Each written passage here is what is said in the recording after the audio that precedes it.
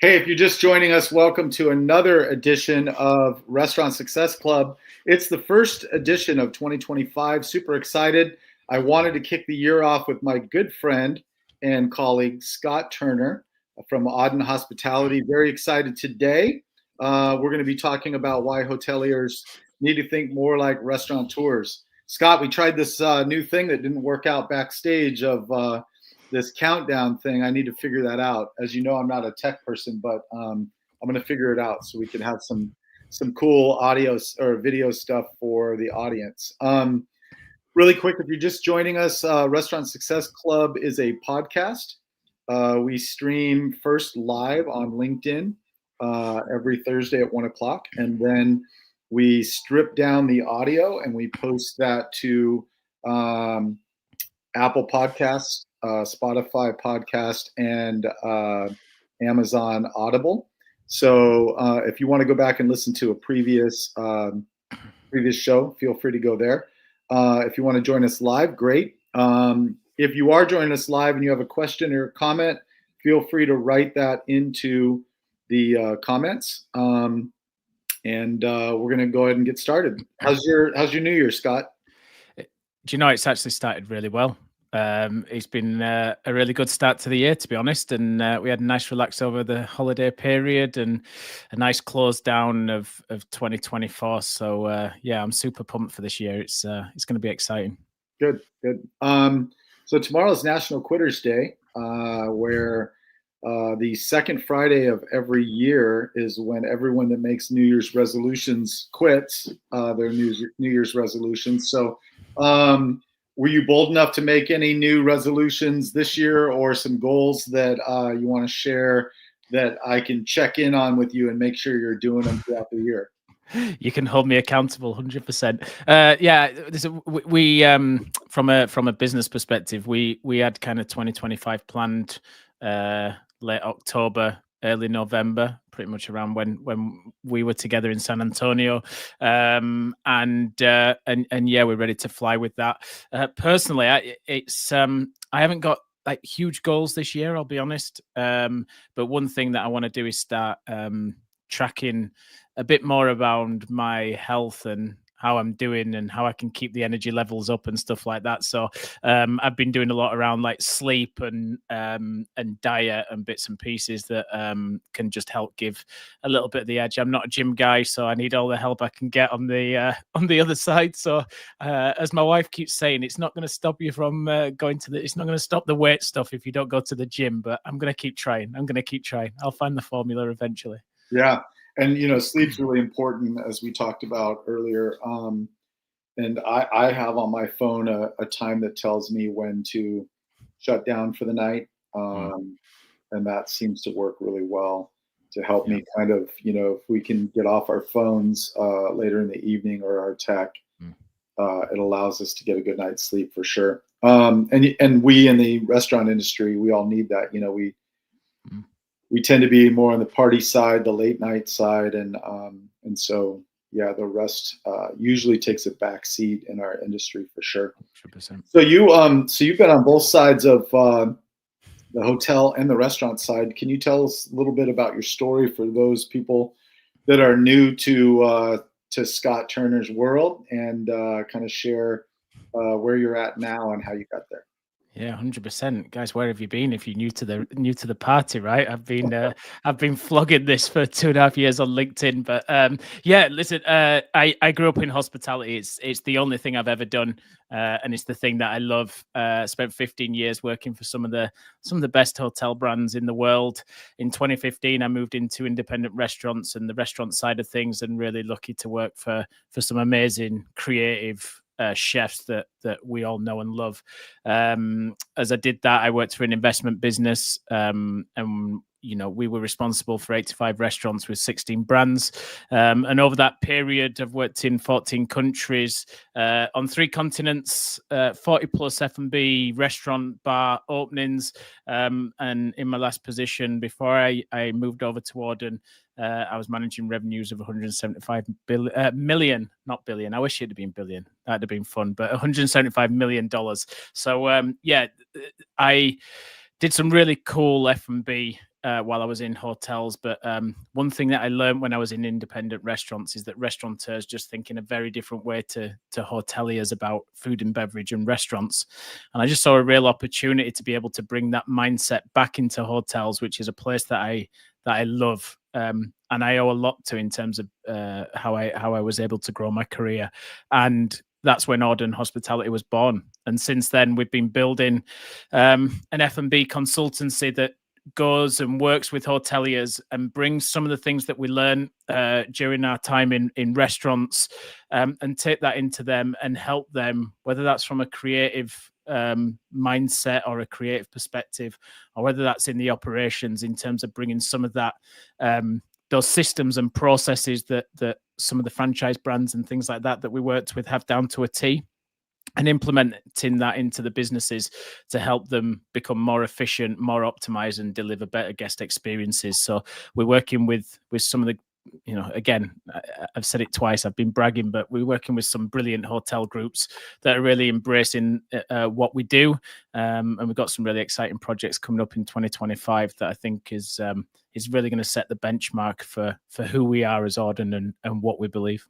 Yeah. So you've answered a few of my questions. You kind of told your story. You also talked about what your motivation was for starting Auden Hospitality. So you say you consult. So talk about some of the different things. Do you consult on brand development, food, beverage, hospitality, service, design? Like what exactly do you consult regarding the restaurants?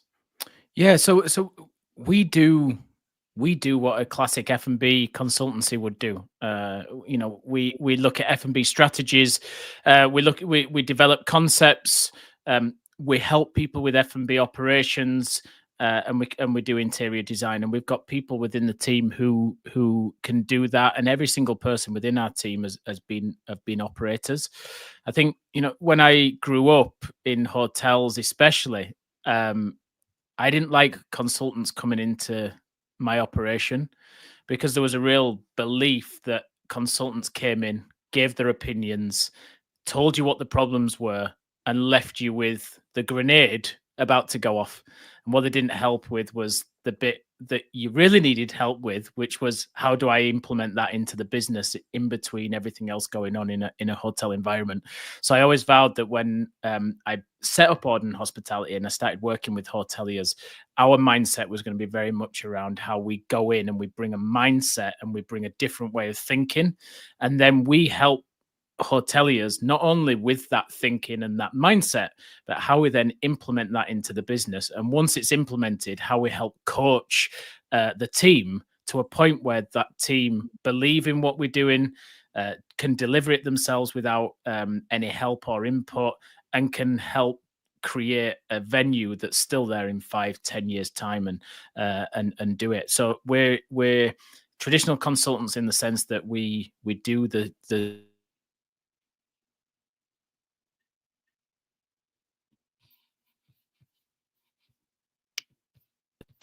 Yep. Back. Yes. Perfect. Sorry. So your typical consultants where you do what, and then so typical consultants where we do the services that you would expect, but yeah, we try and bring a different mindset and a different way of thinking. We put as much value in the actual doing and the implementation as we do the nice glossy creative thinking side of the business as well. So I like to think we just do things a little bit differently that supports people we work with and what we call guests ultimately. So they're not clients for us, the guests, setting them up for success so they can be proud to bring people into their restaurants and bars. And it's amazing how many times I go in hotels at the minute where that's not always the case. Yeah. And so I think what you were kind of alluding to, so the reason why I focused more on the coaching side of business as opposed to consulting is because rather than just be a work for hire where you give a man a fish, as a coach, I go in and I work with restaurant owners on their strategy of where they want to go, where they want to go, and then map out a strategy with mile markers and KPIs to get them there. But then I work with the teams to help get the mindset and habits in place for these changes. And so what I'm excited about is Auden also, in addition to the consulting side of creating brands, creating beverage and food and beverage packages, focusing on guest experiences. You also come alongside and then work with the team for a while to make sure the things that have been implemented actually stick. So you want to mention that at all? Yeah, definitely. And I had this conversation with a hotelier yesterday, is that the biggest risk to the success of my business is the people we work with, not the people who are signing the contract and engaging with us, but the people we work with to get the brand open and to open the restaurant, the chefs, the waiters, the restaurant managers, the F&B guys. They're the ones who determine our success, because if they don't believe or they don't understand, they can't deliver what we want them to deliver. And fundamentally, the guest will work that out, or the business won't do what it should be doing, and people will lose faith. And the idea, the concept, the mindset that we're putting in will fail. So we understand that those guys have to be on our team, or more importantly, we have to be on their team to help them create something that they're going to be proud of, that they believe in, that they understand, that they are clear in what it is, to be able to have a venue that's commercially successful, that guests love to visit.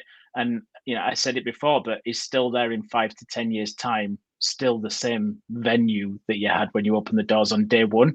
The only way to do that is coaching and leading and being there with people, and not trying to insert an opinion or an expertise on people, but work with them. Like, for example, the amount of times I go into operations and chat with head chefs or chat with F&B guys, they know what they should be doing. It's very rare I find one that doesn't know what they shouldn't be doing. But what we try and do is bring a little bit of that extra mindset that can just challenge what they've always done and get them out of the comfort zone a little bit. And I always use an example. We was responsible for the Dominic Ansell Bakery here in London. What Dominique had an amazing skill at doing was allowing the team to be creative and create the items that were going into the pastry case. Not because he was lazy, but because he knew that was how you could get the team engaged. And then what you used to see was Dominique coming, standing with the pastry chefs. So you've got the world's best pastry chef stood with a commis chef at some points, and helping take their dish from 80% to 100% or good to great. And you'd see him coach people why through feedback. And it's always stuck with me, that process, that allow people to be creative. That's why we're in this industry. Allow people to have a voice, and where your real expertise is where you can help them go from here to here and deliver an amazing product that the guests love, that they all believe in, as I said before, and want to do it. And you know better than me about that in terms of the power of coaching and being able to do that. And I think that's one of the really powerful things that we value quite a bit in what we do, over and above the technical stuff, which is the concept development and the strategy and design and things like that. Yeah, I mean, you can't do processes without people, right? So that's super important. 100%. So there's going to be you're going to share a big announcement at the end. I just want to leave that teaser cliffhanger out there.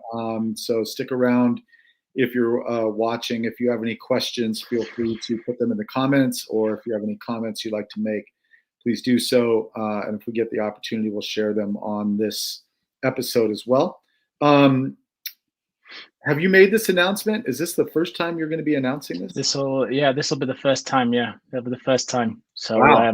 And don't put in the chat what's the announcement. You have to stick around and see what it is. But, exactly. Yeah. All right. Yeah. So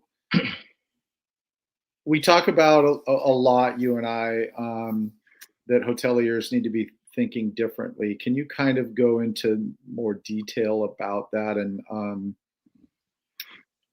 not necessarily, we'll get into some examples of how restaurants and hotels are different. But do you have anything you want to add before we jump into that regarding the comment our hoteliers need to think different? Yeah, I just think listen, I know it's a general sentiment because of the engagement that I get when I speak to people inside, outside the industry, and what have you, is that I think, you know, when hotels used to be the place to go. It used to be the place to meet. It was the place where people did deals. It was the place where people went to celebrate. It was the places where the chefs wanted to start careers and wanted to open the first restaurants. And somewhere along the way, we seem to have kind of lost that that energy and that prestige around what we do. And I believe in some respects it's because we've got a little functional with our spaces. Often F&B is seen as an amenity to bedrooms and almost a service function to bedrooms. You know, we dictate some of the F&B offer around the functional parts of what we do in a hotel: breakfast, room service, conference lunches, and things like that. And I know we're going to get into it with restaurants, but when you run independent restaurants, your bread and butter is that restaurant, and that is the north star of what you do. That's how you make money. That's how you pay the rent. That's how you pay your people. And I think because we've got this safety net of the bedrooms, which is high profit, high return upstairs, that we've kind of turned F&B into something that almost adds a bit of value to that rather than stands on its own 2 feet. And it was never used to be that way. And I think a lot of that's down to the way the modern traveler, the modern guest, the modern person is now interacting. I think we're starting to see a lot more independents open on the high street that are really starting to push boundaries and push standards. I think funding and investment for people who might not have capital has become easier to open restaurants. And what that's done is it's created a huge amount of competition for hotels that in the past, and I'm talking 2012 to 2015 when I was last in hotels, we had it all our own way. Like, if you wanted, we didn't have laptops and digital learning. We didn't need Wi-Fi or anything like that. If you wanted to meet someone and do a Zoom conference, it was in a lounge seat with a coffee in front of you in a hotel. That's where we met. And things like Starbucks and coffee shops and places like that started becoming more common. Started doing better coffee, nicer chairs, Wi-Fi. Didn't mind you sitting there on laptops and things like that. Great music with energy. Started becoming a bit more cool and a bit more modern than what was there before. Then obviously digital working and a deskless working became a lot more common. And I just don't think we've been in a position where we've evolved as hotel food and beverage to kind of cater for those modern people. So, you know, a couple of examples: how many times do you go into a hotel lobby lounge or lounge for a coffee and find a table where you can eat at as well, because it's really difficult because it's lounge furniture? How many times do you go in there and the Wi-Fi sucks? And we've been on calls together where we haven't been able to do them. I'm in a damn hotel in London again with bad Wi-Fi. And how many times can you not plug your laptop in because there's not a plug anywhere near the tables? These are the things that coffee shops and places that have digital working get really right. So I think that it's just at a point now where we need to evolve. We need to look at things a bit differently. We need to get away from doing restaurant bars and lounges in a cookie cutter format and really start pushing the boundaries. And there's some great examples out there. There is people who understand. There's definitely people who are embracing a different mindset. We're working with people who are doing that.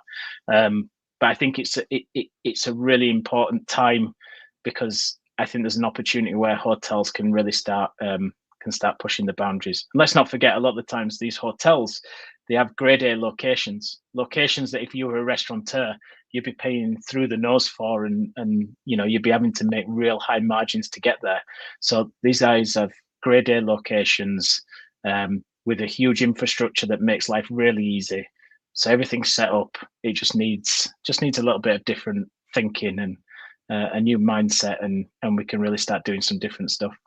You mentioned creativity and earlier, and I know when we were in San Antonio, we were down on Riverwalk, and we were kind of taking that cruise down there, and we saw some hotel patio restaurants with some really generic names. Can you talk a little bit about how hoteliers need to be thinking more creatively when it comes to branding, the name of the restaurant, and then what's being served from a creative standpoint? Yeah, I mean, do you know what? In San Antonio, we had some brilliant times. We had some brilliant examples as well. There was the Mexican we ate in on the first night, and I can't remember the name, so forgive me. But we didn't realize that was in a Canopy by Hilton until we got the bill, and the bill had the Canopy by Hilton at the top of it. Like, that's a perfect example of a hotel that's done F&B well. Is that 4 guys, all in the industry? There was me, you, Kenny, Mike Grove from Hot Stats. We all rocked up there and we didn't realize we were in a hotel restaurant. And I think what we went into a great Mexican restaurant that knew what it was. It was marketed in that way. Everything was done there. We weren't worried. They weren't worried about breakfast. They weren't worried about conference lunches. It was a Mexican restaurant that that executed really well. The team were totally on point in terms of service and knowledge and that type of thing.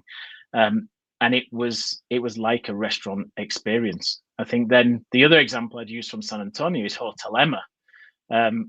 We went to a destination hotel location, but what they did within that hotel is they defined each individual area so well that you knew what you were walking into. You didn't walk into the restaurant and think, oh, actually, there's the breakfast buffet that's been cleared away, and it's like sitting there as an odd piece of furniture that doesn't make sense when I'm in this nice restaurant for lunch, having a business meeting. Equally, like the coffee shop that we went to in there as well, like the little deli coffee shop was just so unique for a hotel offer that it'd been done based on the local area being quite residential and somewhere that people could go and hang out every morning. So I think it's really about looking at what the local area is, what your purpose is to the local area that you're in and that you serve, and how do you get local people engaging with your hotel.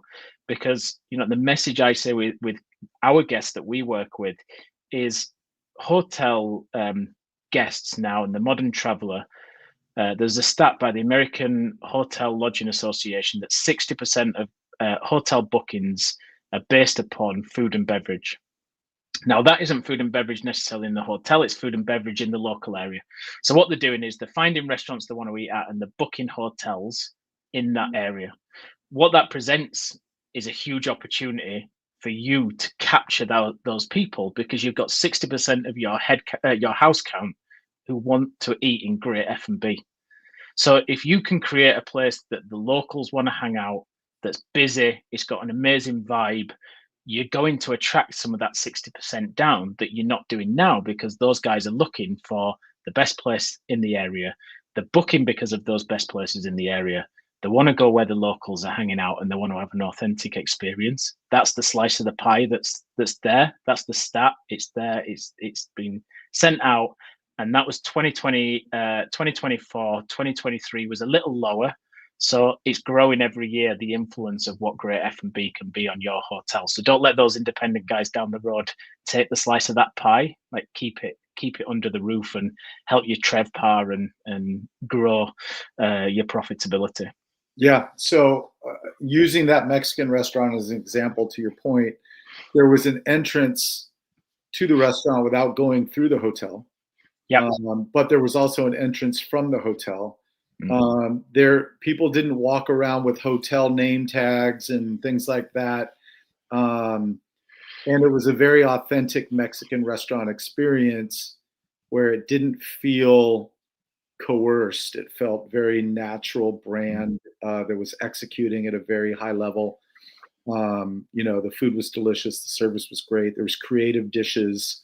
And then as we walked around on Riverwalk, we saw another hotel restaurant on the Riverwalk side. I don't remember the name, but I remember it was like one of the most non-creative restaurant names you could possibly imagine, like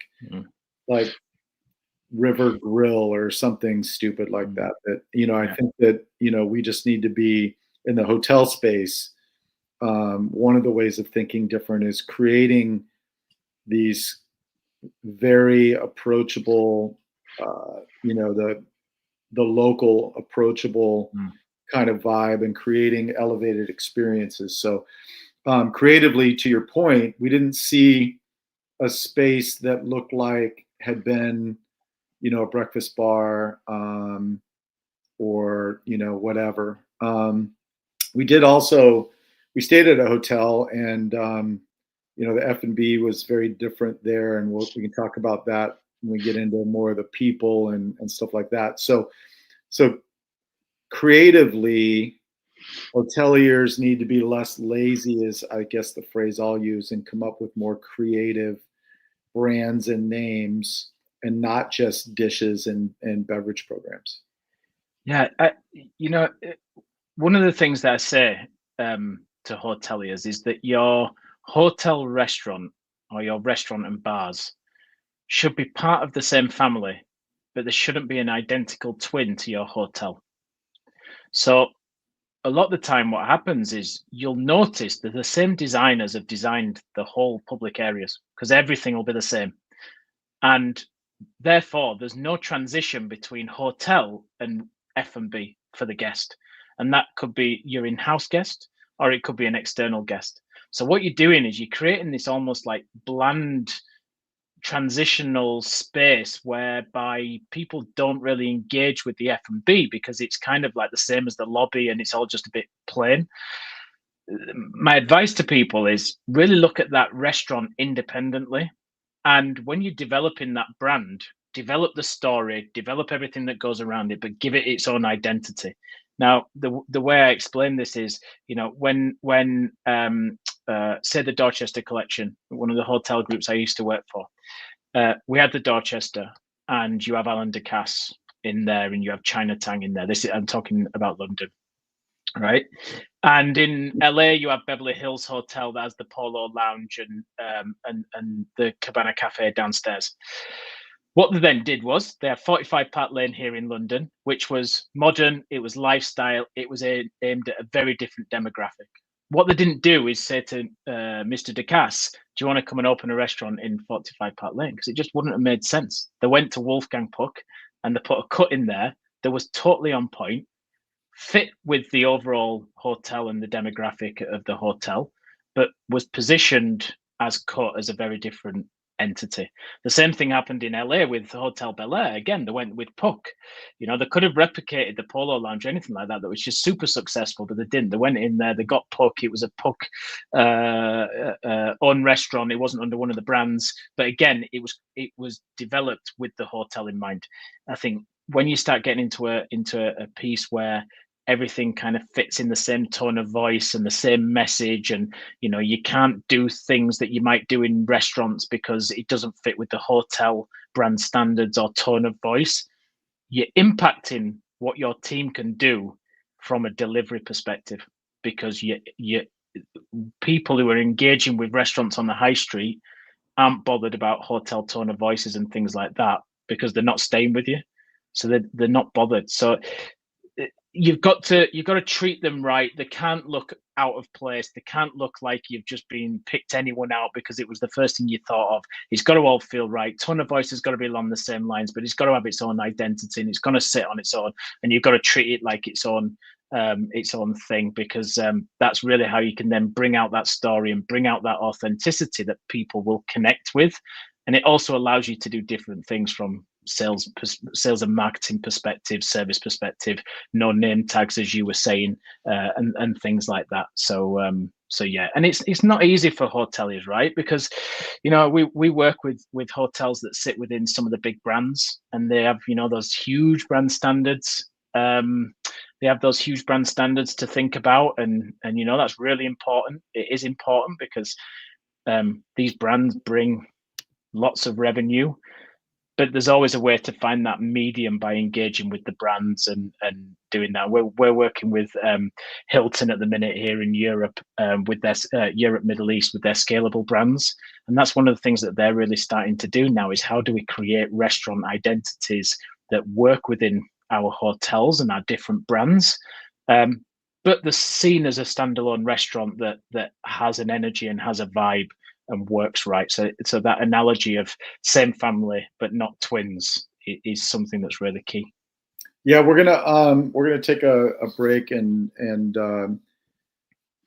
thank our sponsor in a second, but we're going to come back and talk more with Scot about the branding and creativity and people, how we think differently about our people, our processes, our product, and our profit when we come back. And then also what you just said spurred an additional question I'd like to ask later on about when you decide what to create the brand within the hotel, or when to bring in an outside restaurant group, as you just alluded to with Wolfgang Puck. So we'll come all back to that. Thank you for listening. Here's a quick note from a thank you to our sponsor.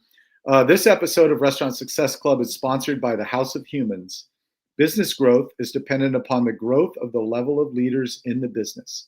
John Maxwell calls it the law of the lid. Successful business entrepreneurs understand this, and that's why they pursue knowledge and growth through books and training. They seek out mentors and coaches, and they surround themselves with peers to push them into greatness. The House of Humans is a membership platform designed to help entrepreneurs like yourself grow themselves so they can massively scale their business through books, masterclasses, mentorship, and peer group learning. The House of Humans is designed to help you accelerate your growth, break through the barriers that have been holding you back, and fast track your success. Eliminate the guesswork in your decision making. Learn proven strategies to meet today's challenges. To stay accountable, regular check-ins and coaching keep you focused, motivated, and accountable to your business growth. And expand your network. Join a thriving community of ambitious, like-minded entrepreneurs ready to support your success. Join the House of Humans community today by going to www.thehouseofhumans.com and take your personal and professional growth to the next level. All right, we're back. So Scot, quick question, side question. What do you think? How important do you think it is to surround yourself with like-minded people? I know that there's conversations about you are a result of the books you read and the people you associate with. You have any thoughts on that?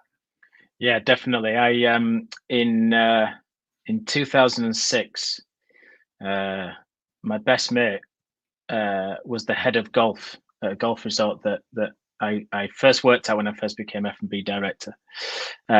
And I always remember him, and it stuck with me through this. Ross Whitfield, if he happens to be listening, we're still engaged on LinkedIn, but we're not connected anymore. We've just moved away from each other. And he always said to me about golfers, and he always said the best way to get better at golf is to play with someone better than you. And it's always stuck with me. And it's always been the thing that's driven me through my career, is to make sure you're working with people who are better than you. When you have your team, bringing in people who are much better than you at their domain, that can help kind of make you better.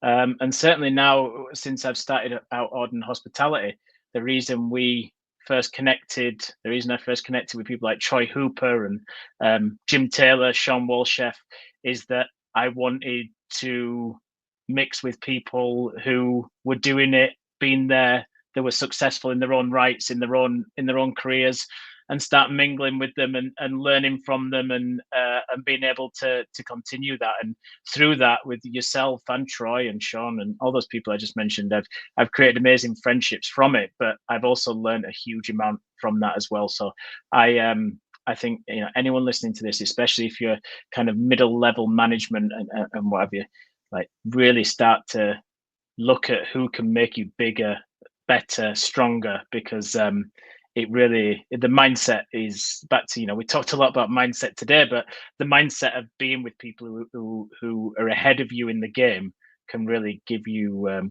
some great inspiration. So yeah, I could tell you loads of stories about what I've learned from great people over the last 2.5 years by being curious and reaching out to people and back to Sean's famous saying, right? Stay curious, get involved, ask for help. Never a truer word said for me. So yeah, I'd encourage anyone. There's some amazing things with masterminds and things like that now, where people are helping to collect, people who have the same mindset together. I'd really encourage people to get involved, because it's just a great resource. Yeah. So let's kind of stay on that vein for a second. So restaurateurs have been very good at sharing, when I was running restaurants, if a restaurant on the street was out of something, they could come borrow from us, and likewise.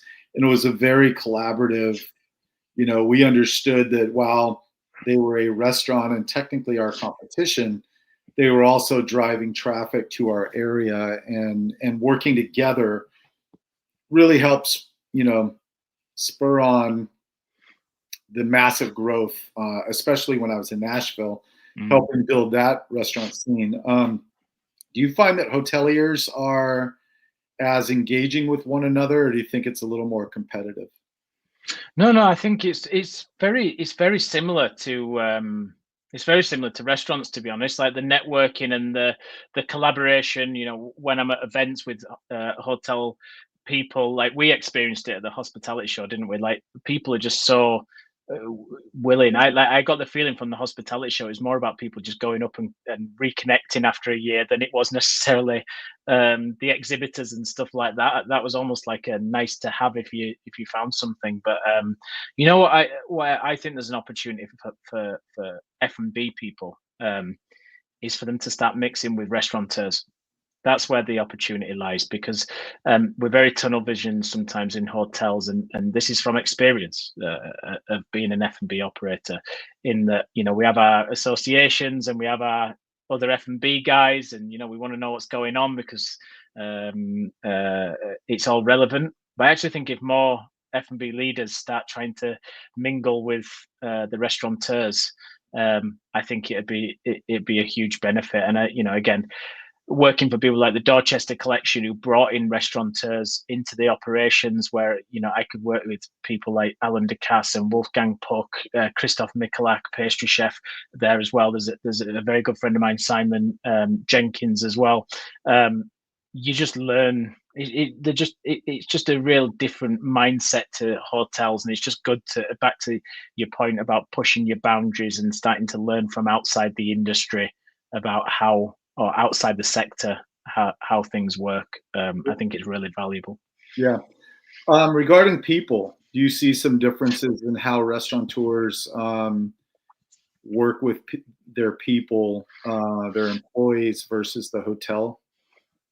Yeah, I mean, often it's less corporate, right? Because it's just the nature of the beast, to be fair. But I think whenever you have domain experts leading a business, those people are going to exert more knowledge onto the team. Often with hotels, it's the HR department and a training department who are multifunctional.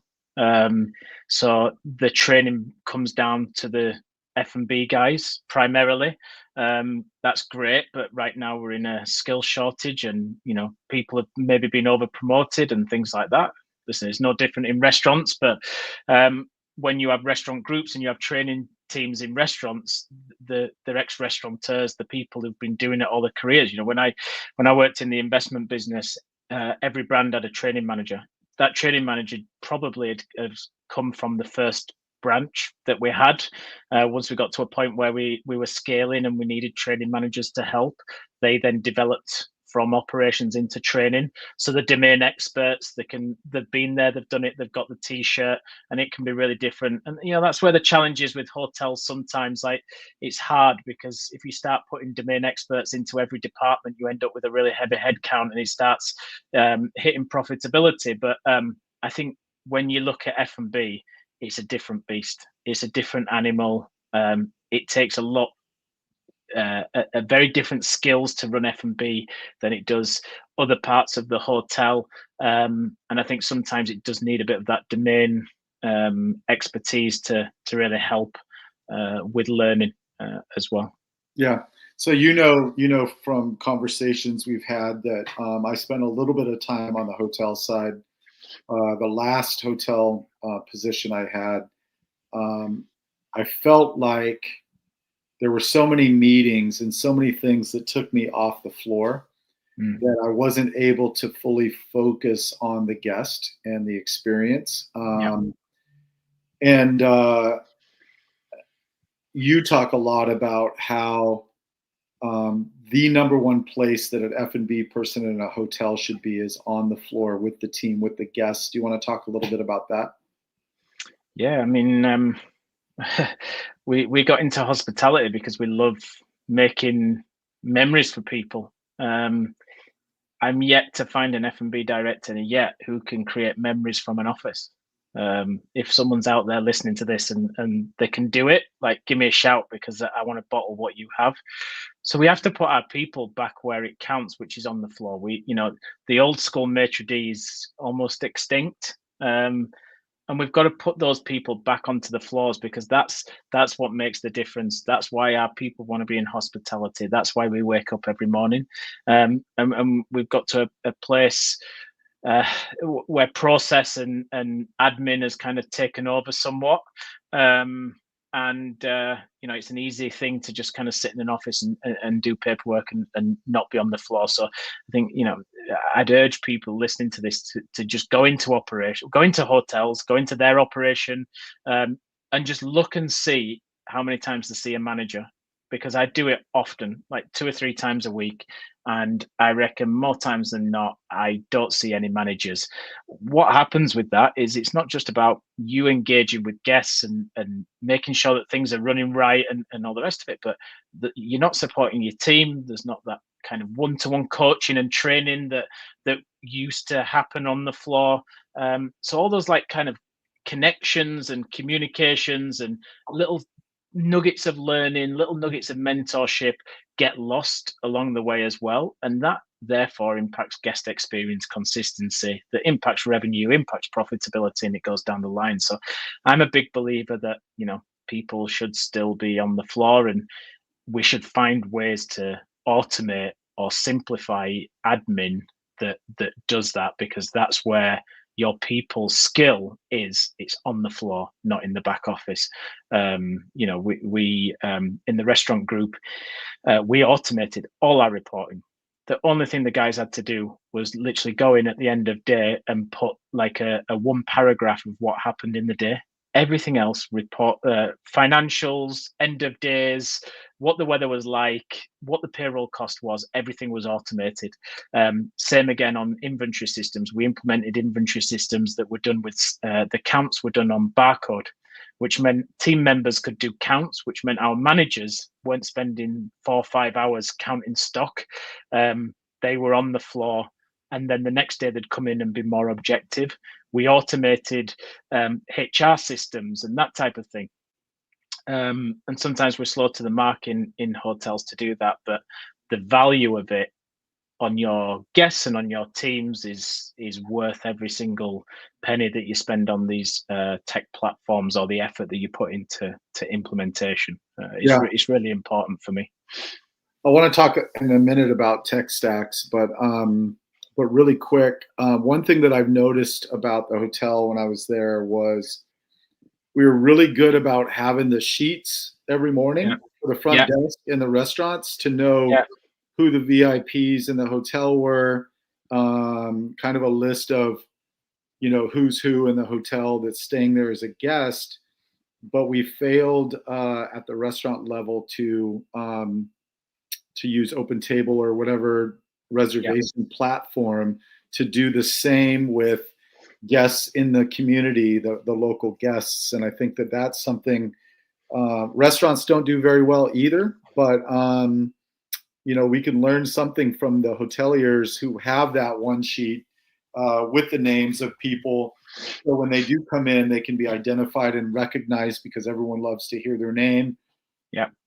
Know their likes and dislikes. And I think that both restaurant tours and F&B people in the hotel that are working in a restaurant need to do the same to create a database on the local market, because the restaurants that do that, that's the advantage in the marketplace for the local community, is 100%. because they're able to identify those VIPs that are there for dining experiences, not just staying in the room. So that's something that I think the hoteliers do well from the room side, but could do better from the restaurant side. You're talking about, we'll talk about processes now, and you're talking about technology. I think it's very, very important to make sure that the technology integrates with the restaurant. There were hotel tech that was used for room service and in-room dining. IRD is how I learned it was referred to in the hotel world. Yeah. There were things to make sure that they ended up on the hotel room bill, but that actual information didn't coordinate with the POS of the restaurant. So we had to ring it in so that the kitchen can make the food, deliver it, and then drop the check. And if it was IRD or room charge, we then had to enter it again into the system. I think it was called Opera, I think is what they used. Opera, yeah. To create the bill for all of the room charges. And it just was very, very laborious and took a lot of extra time. Through Toast, our POS system, we were able to have people, there was clock in stuff, but then we also had to clock in under the hotel clock in. And it just seemed like there was technology is supposed to make things easier and quicker so that you can be on the floor. And I think, do you want to talk a little bit about the importance of being able to make sure that your tech stack integrates very well with your restaurant, between the restaurant and the hotel, so you can kind of streamline some of that process? Yeah, 100%. I think this is one where tech should enable your team to spend more time on the floor. So if you're about to implement something into your business and it's going to double work, then you need to put a stop on it, no matter how nice or shiny you think it is, because it just doesn't work. People aren't on the floor. You get reconciliation issues and all that type of thing. I remember the best day we had in one of our restaurants once. We were doing around 40 grand a week on delivery out of a quick service restaurant. The best thing that we did that happened to us was when the delivery companies started to allow direct integration into the POS companies, which wasn't that long ago. It was probably 2019, because we were putting through £40,000 worth of revenue manually in the till. You get reconciliation errors, revenue errors, and all the rest of it, which means then your inventory, your payroll costs, everything just ends up a complete mess. And the problem with that is it becomes really hard to manage your team on KPIs, benchmarks, whatever you might use in your business, because then they can't be accountable because the data that's coming back to them isn't right. So they're starting to make wrong decisions and all the rest. So it just has a massive knock-on effect that it's not worth the benefit of what you might have. So I think it's really key to try and make sure that things are integrating or look for something else. And it's hard with some of the front office systems. We've got we're working with a client right now. They're on a legacy system. They have plans to change, but it's not going to be quick enough for our restaurant opening. And we're having to look at how we can maybe change the way we want to work to fit in with what they can deliver. And then down the line, when they change the system, we're able to kind of retrospectively implement what we want to do in terms of reducing the amount of stations and things like that we have to put into the restaurant design. So it could be really easy for us to just go in there and whack in a lot of QR codes and tablets and things like that, but then it just creates more work. And back to that bit about then getting buy-in from the team and stuff like that earlier, if we're the consultants who come in and put this tech system in that's making their life more difficult, they're not going to embrace the menu or the prep or everything else that goes with it. They're all they're going to think about is the extra work on the POS system. So it's really important to make sure that works. Yeah, that's for sure. What so we talked a little bit about product when we referred to the brand, right? Creating spaces that separate themselves from the rest of the hotel as far as design and colors and all of that. We talked a little bit about, not having name tags for the hotel on employees, so there's a differentiation. So you're creating a space that seems different from the rest of the hotel. Can you talk a little bit about food and beverage, creating menus and beverage lists that that kind of separate from the typical hotel F&B program?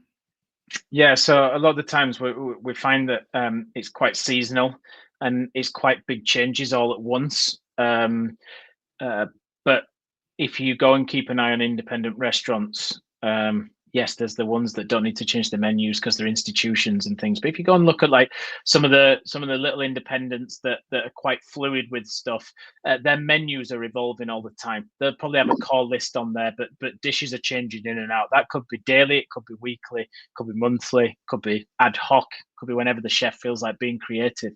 That's what makes independent restaurants great. You can go back again and again and have the dish that you liked the very first time you went in, or you can go in and you can try something completely new and it can become your new favorite.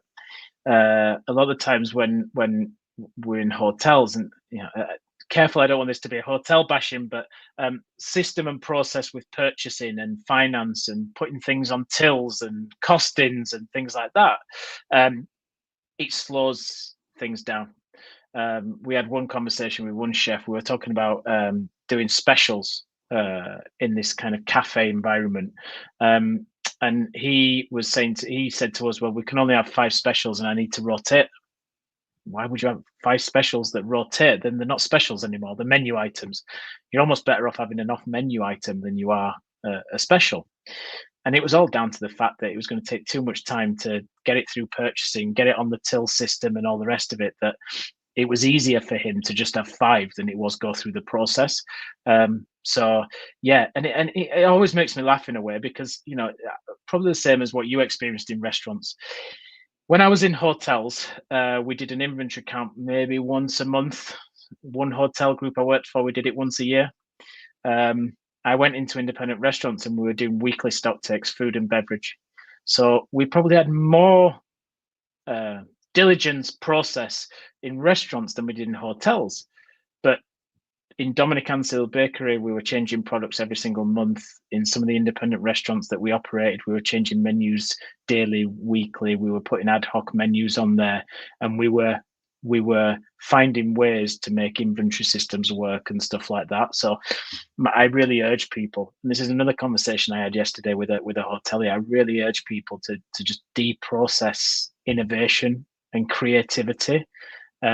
Because if you put roadblocks in the way, people will find the easy way, and the easy way will be to not innovate and not put dishes on the menu, and people will get bored because down the road it's constantly changing. So I always share a story in this one about I was listening to Diary of the CEO, and it had the founder of Whoop, and Stephen Bartlett asked him what the change was in their business from when they first started to where they are now.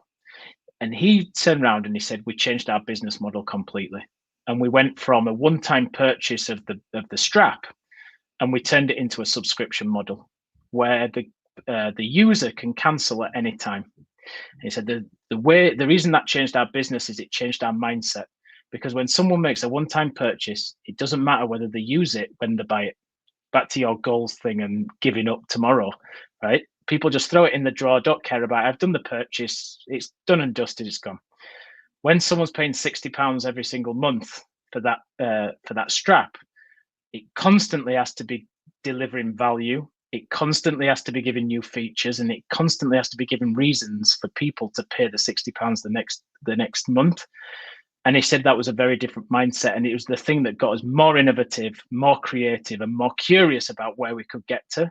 I think that's hotel food and beverage. I think the Whoop Strap is the perfect example of how, if we think more like the subscription model and less like the one-off purchase, we'll have much more exciting food and beverage.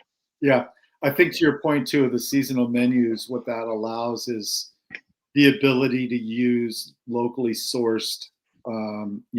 You can highlight that you're using a local farm or a specialty meat from the area, which I think is really important because to your point, if you're going to have the same dog and pony show in all of your hotels, then it's the same old, right? It's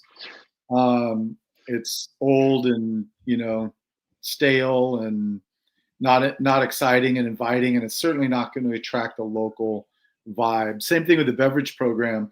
If you're able to put in a local breweries on your beer list or local distillers for your liquor, you're creating a sense of place, right, in the community. And I think that goes a long way. And I think the reason why people stay at hotels and dine somewhere else is because they're looking for that place, where they feel like, okay, I'm in Nashville or I'm in, whatever. And so I think that when you're creating beverage programs, brands, designs of the restaurant, menu development, how you cater to your local community, how you market to the local community, really steps up the game. And I think that those hotels that do a great job at capturing a certain audience, because those people are in the hotel and will probably eat at least one meal period in the restaurant. But then you're also not dependent on what your room percentage is, occupancy is, because you've got outside people coming in. And I think that the hotels that are doing that well are really the ones that are really massively growing. The hotel I worked at, they were shutting down 80 rooms for a remodel. Well, that's just going to destroy your restaurant if you don't have outside source bringing people in, right? The last thing before we get to your big announcement. So you mentioned earlier, there are hotels that have their own concepts, and then there's hotels that have their own, or that bring in someone like Wolfgang Puck or Alain Ducasse. Can you kind of talk about when should a hotelier put something of their own in the restaurant space, and when should they look for an outside source? I think my answer to this would be, if you aren't committed to creating a restaurant space that stands on its own 2 feet and is seen as its own identity, then you should really be working with experts. And that, sometimes I go into hotels and that's the case for whatever reason. Maybe it's not big enough. Maybe it's not, there's not the resource. Maybe there's not, it's just not the right way it is. Maybe in the local area, it's just crying out for the right chef to go in there, or the right concept, the right brand. So I think that it's all down to creating your strategy. When we look at F&B strategies, we don't rule out whether people should outsource just because we've been hired to create a restaurant. Like, the right thing to do is to outsource, then that's the right thing to do. And we work with partners who have access to over 80 brands, and we can support the hotels to find the right partner. I think there's different models for outsourcing. Maybe you have the team, you have the resource, but you just don't know how to market, and therefore you need a brand that can bring people in, and maybe you do that on a license agreement. Maybe you might bring in restaurant operators to manage your restaurant for you on your behalf, and those people are really committed, similar to what we do in the restaurants that we work with in London. And then sometimes, it's about bringing in a chef like a Wolfgang Puck, an Alain Ducasse, and similar to take a space that becomes a destination and becomes an anchor. My advice always to hoteliers in this respect is back to my point. They should be in line with your brand. There should never be a curveball that really shocks a guest. It should all make sense. You wouldn't go putting an Alain Ducasse in a DoubleTree by Hilton. Equally, you wouldn't go putting give me a brand, TGI Fridays in the Dorchester, right? It's got to be aligned from a brand perspective, and the partnership has got to work. Right? The partnership is everything. Forget the brand, forget what it can bring, forget the commercials. If you and the partner don't connect and aren't going to become best friends, it doesn't matter how great a hotelier and how great a restaurateur you are, it's just not going to work.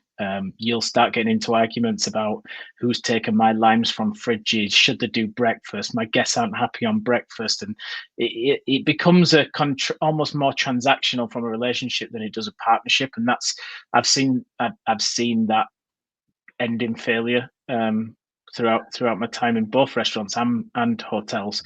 So I think partnership is really key. And if you're not willing to give it your all for your own F&B, then get some people in who are passionate about doing it, and maybe that's the answer. But it's all around the strategy and what works for the area as well. For sure. All right, so big announcement. Let's have it for the listeners.